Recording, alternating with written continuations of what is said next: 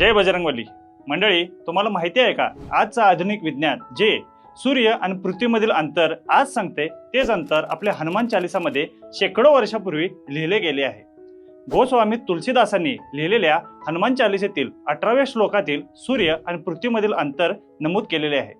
हनुमान चालीसेच्या 18व्या श्लोकामधील युग सहस्त्र योजन पर भानू लुलुया ताही मधुर फल जानू या दोन ओळीत सूर्य आणि पृथ्वीमधील अचूक अंतर सांगितलेले आहे।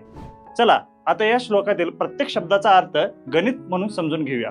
युग म्हणजे 12,000 वर्ष, सहस्त्र म्हणजे 1000, योजन म्हणजे 8 मैल आणि भानू म्हणजे सूर्य। तर 12,000 गुणिले 1000 गुणिले 8 बरोबर 96 कोटी मैल। हे अंतर आपण किलोमीटर मध्ये रूपांतरित केल्यावर साधारण 15.3 कोटी किलोमीटर इतके येते आणि आधुनिक विज्ञानानुसार सूर्य आणि पृथ्वीमधील अंतर 15 कोटी किलोमीटर असल्याचे मानले जाते। आता सांगा, हा फक्त योगायोग आहे का की आपल्या ऋषी मुनींचं विज्ञान खूप पुढारलेलं होतं?